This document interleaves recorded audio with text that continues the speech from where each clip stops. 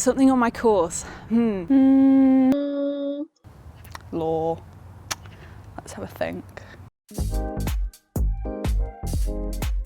Genetically, you're not related to most of your ancestors. Like if you look at an ancestor from 20 generations ago, it's very possible that you have inherited no DNA from that ancestor.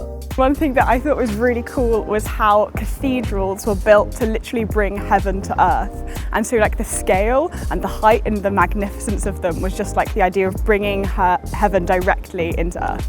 There are really some strange things in the law, like some woman tried to plead a murder case for someone killing her dog, and that's when they had to clarify it could only be humans. People who squat in houses can sometimes get the rights to the house over like the actual owner of the house. I think that made me quite surprised. It was kind of shocking to discover that like my house that I live in is a leasehold house, not freehold.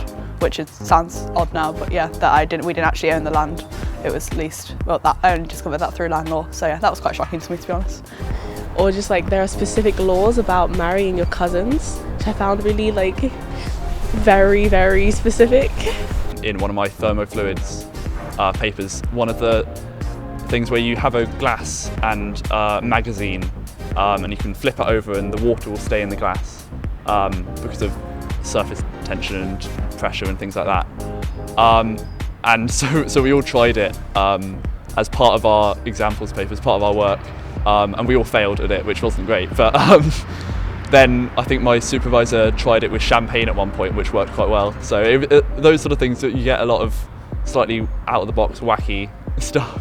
So this is very niche, but like basically there's this scholar called Benedict Anderson, and he wrote this book called Imagine Communities. And the thing is, it's talked about so much within like all these circles, but no one ever brings up the fact that this idea actually originated from Southeast Asia and more in particular Indonesia. And I find the fact that like that is so concealed so surprising. I personally thought that this notion of statehood was like born out of something within Europe, but the whole time it was like from Southeast Asia and where I'm from. I've been reading a lot for my politics course on kind of the meritocracy in America and how, you know, when people talk about the rise of populist movements and stuff, they focus a lot on the economic grievances or, you know, racism and stuff like that, but a lot of it has to do with status and a feeling of humiliation that comes from being kind of a failure in the system that we call meritocratic. And it's been really interesting to read about that and how that has affected political outcomes kind of all around the world. I think I was shocked at first of the breadth of what we had to learn, spanning from, I'm doing politics, and from the ancient Greeks right up until present day within 1 year if we wanted to take those papers, and the content and the volume of that was quite a shock, and amazing that we could do it, but also slightly daunting of, wow, this is most of history. So it was a shock, but once you got your teeth into it, it was great.